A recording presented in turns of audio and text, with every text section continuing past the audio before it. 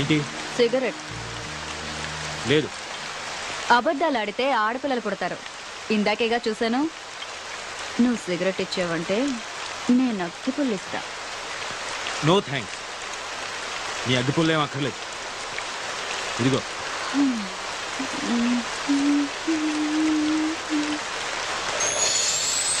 రెండు తీసుకున్నాను.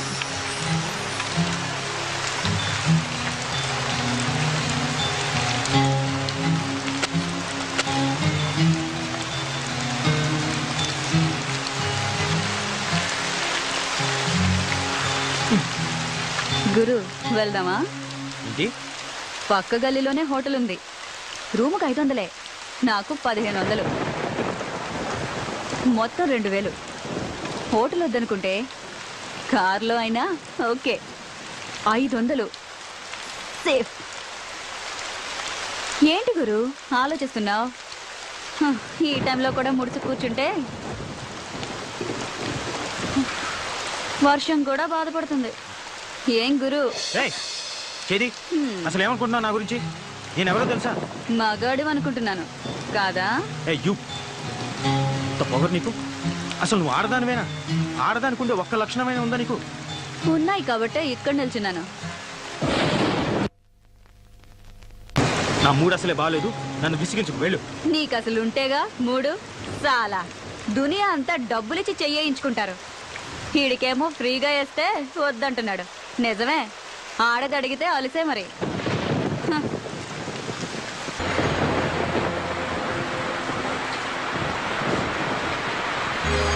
హలో, నిన్నే. మళ్ళీ ఏమొచ్చింది? ఈ టైంలో వచ్చేదే. నీకెలాగో రాదు గాని కనీసం టైం అయినా చెప్తావా? 11:30. 11:30? బాప్ రే బాప్, సిటీలో మగాళ్ళంతా ఏమైపోయారు? వర్షానికి ఒక్క బేవర్స్ గడు కూడా రావట్లేదు. ఉన్నోడేమో ఏమీ చేయట్లేదు.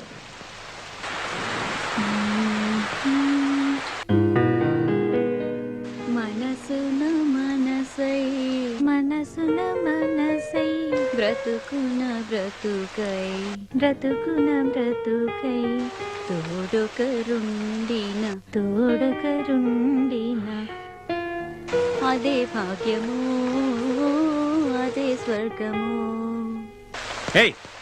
ఆ పాట పాడడం ఆపేయ్. డిస్టర్బ్ చేస్తున్నానా? ప్రత్యేకంగా అడగాల, డిస్టర్బే చేస్తున్నావు. ఇది చాలా గొప్ప సాంగ్ అండి. మనసున మనసై మీరు వింటూ వర్క్ చేసుకుంటారని పాడుతున్నాను. వింటూ వర్క్ చేయలేను, ఏదో ఒకటే చేయగలను. ఇది చాలా ఇంపార్టెంట్ వర్క్. రేపు ఆఫీస్ లో డెమో ఇవ్వాలి. ఇదిగో, నువ్వు ఆ పిచ్చి పెట్టలు మానేసి వెళ్ళి పడుకో. ఎందుకు రాపాలి? ఇదిగో మర్యాదగా చెప్తున్నాను, ఆ పాట మాత్రం పాడకు. ఏంటి, ఈ పాట మాత్రం పాడకూడదా? నీకు ఈ పాట విలువేంటో తెలుసా? మనసున మనసైన వాడు బ్రతుకున బ్రతుకైన వాడు, అలాంటి వాడు మన జీవితంలో ఉంటే అదే స్వర్గం. అంతకన్నా మన యదవ జీవితాలకు కావాల్సిందేముంది గురు? మన అంటావేంటి? నీ గురించి అనుకో. సరే గురు, మన ఇద్దరికి చాలా తేడా ఉంది, ఒప్పుకుంటున్నాను. ఇక్కడ మన ఇద్దరమే ఉన్నాం. నాకు మరో కస్టమర్ దొరికే వరకు కాసేపు నవ్వుతూ మాట్లాడొచ్చుగా. అలా చిరాకు పడతావు ఎందుకు? కాస్త నవ్వుతూ చెప్పొచ్చుగా. అలా చిరాకు పడతారెందుకు?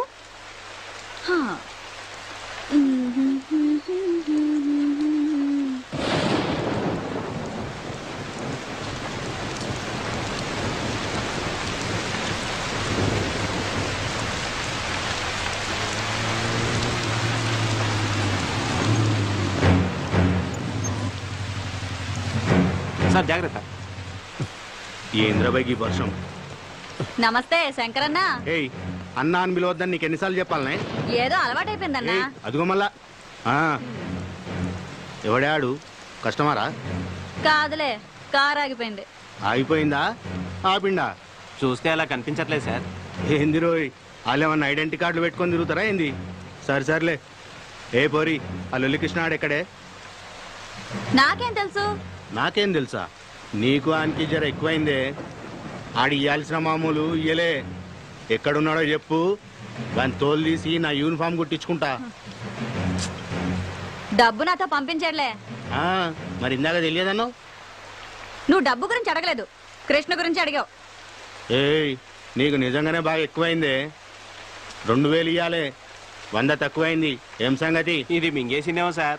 అది మీకు అలవాటు, నాకంత కర్మ పట్టలేదు. ఏయ్, ఏందే ఎక్కువ మాట్లాడుతున్నావు? వాడు అన్న దాంట్లో తప్పేముందే? ఆ 100 నువ్వే నొక్కేసి ఉంటావు. తీ బయటకి. నీ సంగతి నాకు తెలియదానే? ఏం పిచ్చోన్ లెక్క కనిపిస్తున్నా? తీ బయటకి. మీరు మాత్రం పోలీసులు అని చెప్పి జనం దగ్గర డబ్బు గుంజట్లేదా? ఆయన నాకేం తెలీదు, వాడంతా ఇచ్చాడు. ఏమన్నావే? నీ అవ్వ 100 కొట్టేసింది కాకుండా మమ్మల్ని అంటావే? Mannerless idiot. నిన్ను అన్ని లోపలికి తీసుకుపోయి బొక్కలు బజాయిస్తే అప్పుడు బయటకు వస్తాయి మొత్తం పైసలని. రేయ్ రేయ్, ఏమైందిరా? ఎవరి మీద రా కోపం? సార్, మర్యాదగా మాట్లాడండి. ఏంది రో? ఆడవాళ్ళతో మాట్లాడే పద్ధతి అది కాదు. అబ్బా, ఏందది? అమ్మా, జర ఈ నెల ఇయ్యాల్సిన మామూలు ఇస్తారా వాంచన్ అని అడగలనారా? గట్ల అడుగుతా సరిపోతుందా? వెటకారం వద్దు. ఎటకారమేంద్రా? ఇంకొక మాట మాట్లాడినామంటే ఎన్కౌంటర్ చేసి పారేస్తాని. రాత్రులు మేము సంసారాలు చేయకుండా మీకోసం డ్యూటీలు చేస్తా ఉంటే మీరు మాకు మాట్లాడే పద్ధతులు నేర్పిస్తారా? రేయ్, ఈ బజార్ దానికి ఎలా మర్యాద ఇయ్యాలనో నువ్వు నాకు నేర్పుతావురా? మాకే పద్ధతులు నేర్పిస్తావురా? కాల్చి పారేస్తాను. ఏమనుకుంటున్నావు? అబ్బా శంకర్ అన్న, వదిలే వదిలే అన్న. ఆ పప్పు గడత నీకేంటి? నీ 100 రూపాయలు నేను ఇస్తాను. రా రా. పద్ధతులు కావాలన్నట, పద్ధతులు. పద. రేయ్, నువ్వు స్టేషన్కి పోరా, నేను వస్తున్నా. అలాగే సార్. ఏంటే వాడితో పెట్టుకున్నావు? వాడు అసలే మూల శంకరయ్య. నీ అదృష్టం బాగుండి వాడి శంక తిరగలేదు.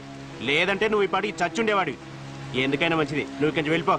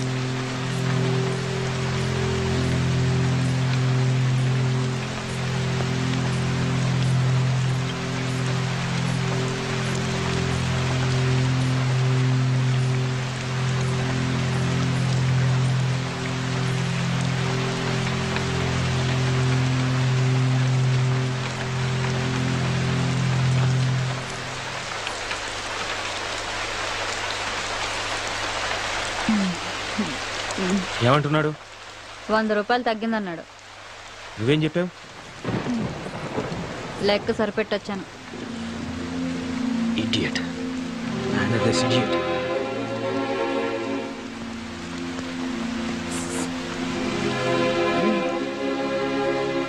ఇందాక 2 తీసుకున్నావుగా.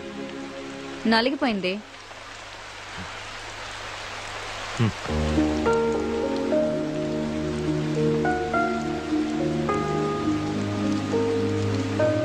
థ్యాంక్స్.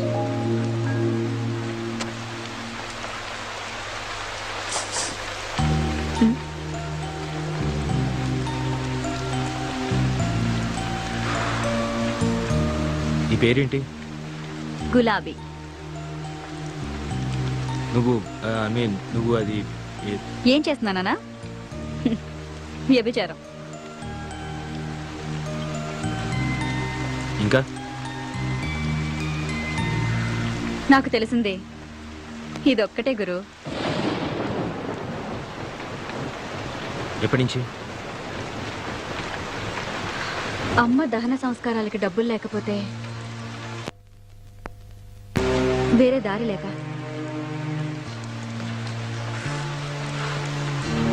నన్ను మరీ అంత అసహించుకో గురు.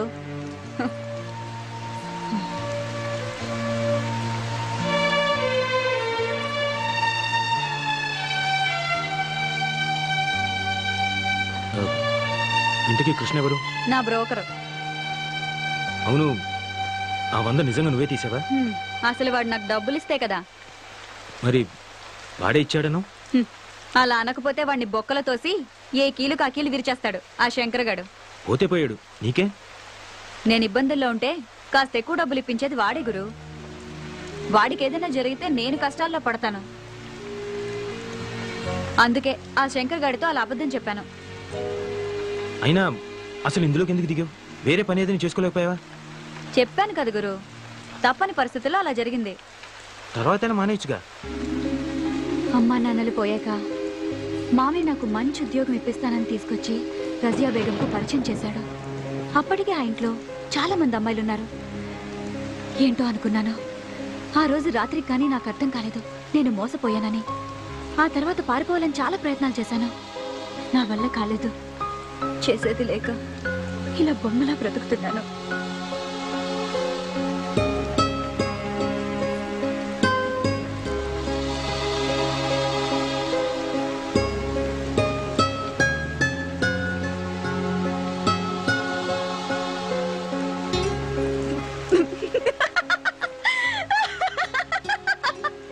నువ్వు పడిపోయావు గురు, నమ్మేశావు. నిజమే అనుకున్నావు కదూ? అంటే అబద్ధం.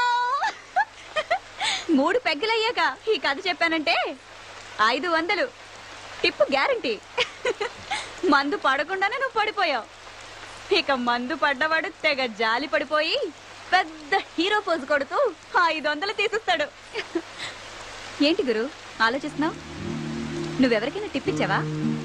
నో, నాకు అలాంటివి తెలియదు. తెలీదా? అయితే బయట ఫుడ్ ఎప్పుడు తినలేదా? కాలేజ్లో, ఆఫీస్లో? లేదు. అయ్యో పాపం, ఒట్టింటి భోజనమేనా? నీ పెళ్ళం అదృష్టవంతురాలు. నీలాంటి మగాన్ని మొదటిసారి చూస్తున్నాను. నచ్చావు గురు. అవును గురు, నీ పేరేంటి? అభిరామ్. ఏం చేస్తుంటావు? Software engineer. సరే సరే, నాకు అర్థం కదలే. నెలకి ఎంత వస్తుందేంటి? 80,000. 80,000? నెలకు 80,000? నీ పెళ్ళం కూడా సంపాదిస్తుందా? కొంచెం మర్యాదగా మాట్లాడు. మేమింతే గురు, మాకు అవేమీ తెలియవు. మా వాతావరణం అలాంటిది. మాతో ఎవ్వడు సరిగ్గా మాట్లాడు. మేమెందుకు మాట్లాడాలి? సరే, యా. ఎక్కడుంటావు? ఎక్కడుంటావు చెప్పు. ఖైరతాబాద్ దగ్గర. మక్తా. ఇంకా వేరే పని తెలీదు, కనీసం వంట కూడా రాదు. అమ్మే అన్నీ చూసుకునేది. అమ్మ ఉండుంటే వేరే పని చేసుకునేదాన్ని, కానీ చంపేశారు. చంపేశారా? అవును. అప్పుడు నాకు 14 ఏళ్ళు. అమ్మ పక్కనే పడుకున్నాను. రాత్రి ఎవరో అమ్మను లాక్కెళ్లారు. అదే రాత్రి రైలు పట్టాలపై అమ్మ శవం దొరికింది. ఆ రోజే తెలిసింది అమ్మ కూడా ఇదే లైన్లో ఉందని. అప్పుడమ్మ, అప్పటి నుంచి నేను.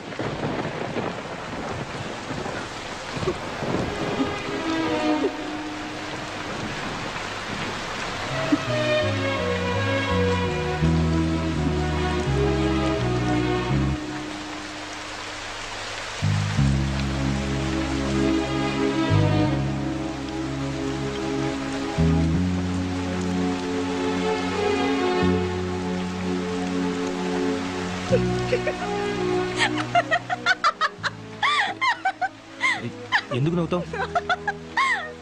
నమ్మేశావు కదూ? అంటే ఇది కూడా స్టోరీయే. ఇది గాని చెప్పాననుకో 1000 రూపాయలు టిప్పు గ్యారంటీ. ఎందుకు అబద్ధాలు చెప్తున్నావు? ఎందుకా? నిజాలు చెప్తే కష్టాలు తీరుతాయా? ఎవరైనా డబ్బు ఇస్తారా? అయినా మా బతుకుల్లో నిజాలు అబద్ధాలు వేరుగా ఉండవు, అంతా ఒకటే. ఆశ్చర్యంగా ఉందా? నవ్వుతూ బతకడమే నాకు తెలుసు.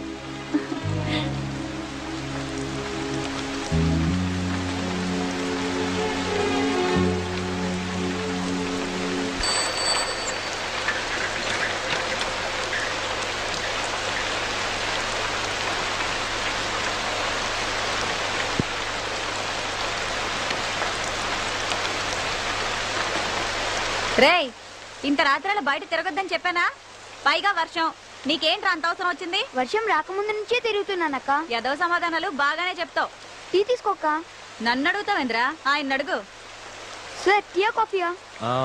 రే, ఇక్కడ దగ్గరలో ఎవరైనా మెకానిక్ దొరుకుతారా? ఇప్పుడు ఎవరు దొరుకుతారు సార్?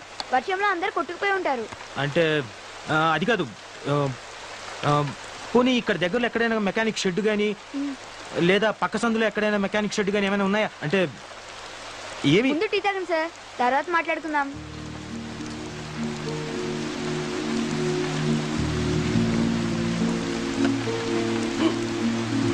అక్క, నీకు కూడా వేడివేడిగా టీ తీసుకో.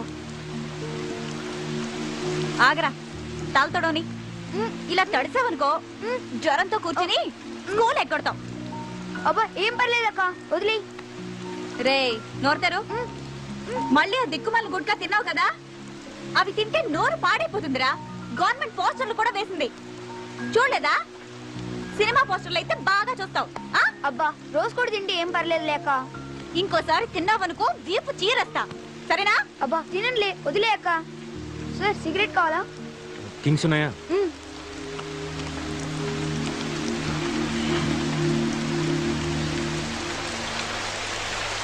కారు సూపర్ గా ఉంది సార్. రే, మెకానిక్ కావాలరా. సిటీయే సగం మునిగిపోయింది, ఇంకెవరు దొరుకుతారు సార్? డబ్బిస్తానరా, ట్రై చెయ్యి. మెకానిక్ అడ్వాన్స్ 500, నాకు టీ సిగరెట్లకి మొత్తం 100, మొత్తం కలిపి 600 ఇచ్చేయండి సార్. ఎరా, నాకే టోపీ పెడదాం అనుకుంటున్నావా? ముందు మెకానిక్ తీసుకురా, అప్పుడు ఇస్తాను. ఇదిగో ముందు ఈ 100 ఉంచు. అయితే నమ్మకం పెట్టుకోకండి సార్. ఆ? అక్క, రేపు స్కూల్ ఫీజు కట్టాలి, మర్చిపోమాకే. సరే, పొద్దునొచ్చి తీసుకెళ్ళు. రేయ్, మెకానిక్ రా. బాయ్ అక్క. ఒరేయ్, జాగ్రత్త. సొంత తమ్ముడా? కాదు, అంతకంటే ఎక్కువే. మరి వాడి చేతికి డబ్బులు ఇవ్వడం ఎందుకు? నువ్వే స్కూల్కి వెళ్ళి కట్టొచ్చుగా. ఆ డబ్బులు వాడేస్తే వాడికి కష్టం తెలుసు. అయినా 10-20 తీసుకోవడం పెద్ద తప్పేం కాదు. నాకు తెలియదు అనుకుంటాడు. ఆ మాత్రం వదలకపోతే ఈ రోజుల్లో వాడేలా బతుకుతాడు? నన్ను ఆశించిన వాడు వీడొక్కడే గురు. ఇప్పుడు నువ్వు. అవును గురు, నన్ను చూస్తుంటే నీకేమీ అనిపించట్లేదా? లేదు. నా కళ్ళల్లో చూడు, ఇప్పుడు కూడా ఏమీ అనిపించట్లేదా? చెప్పాను కదా, లేదు. ఇప్పుడు కూడా?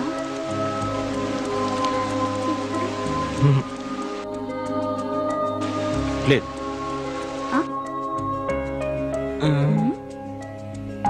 బుద్ధిగా నలక తీస్తుంటే పిచ్చి చూపులు చూస్తారా? I'm sorry. నేను తీయను పో. ఓకే ఓకే, ఇప్పటి నుంచి నీ కళలోకి చూస్తాను.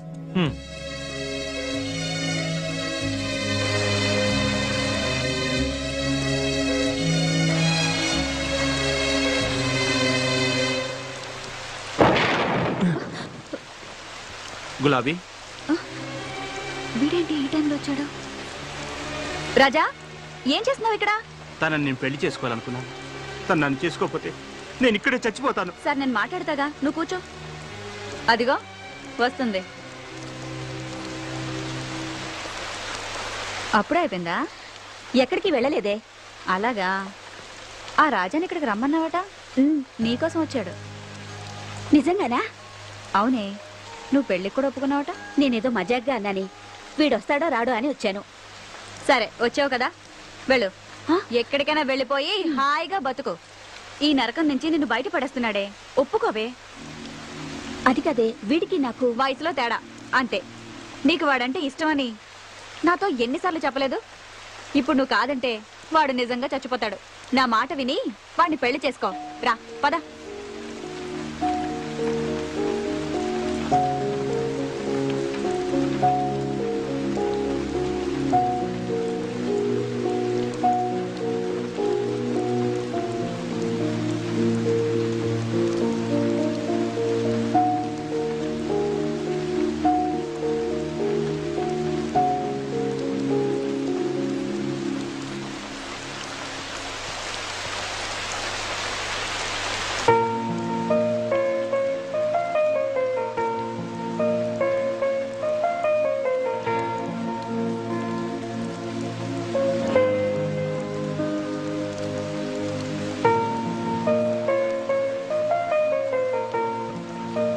గులాబీ ఏం నువ్వు చేసిన పని?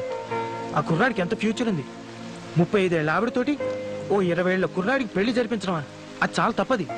ఏంటి అది అది మన సాంప్రదాయం కాదు. 60 ఏళ్ల ముసలాడికి 16 ఏళ్ల అమ్మాయికి పెళ్లి చేయడం మన సాంప్రదాయమా? అది కాదు, నేను చెప్పేది విను. యాక్చువల్గా మనం భర్త చనిపోయి అది అనాథైనప్పుడు దానికి తిండి పెట్టలేదే మీ సాంప్రదాయం. కాబట్టి నేను చేసిందే కరెక్ట్. ఆశ్చర్యంగా ఉందా గురు? ఎందుకు అలా చేసావు? వాళ్ళిద్దరు కలిసి ఉంటారు అనుకుంటున్నావా? పద్ధతి ప్రకారం పెళ్లి చేసుకున్న వాళ్ళే ఈ రోజు కలిసి ఉండడం చాలా కష్టం. అలాంటిది వాళ్ళిద్దరు ఎలా కలిసి ఉంటారు? వీళ్లే కలుసుంటారు. మీరు అనుకుంటున్న పద్ధతి ప్రకారం పెళ్లి చేసుకున్న వాళ్ళకి ఒకరి గురించి ఒకరికి తెలీదు, కానీ వీళ్ళకి తెలుసు.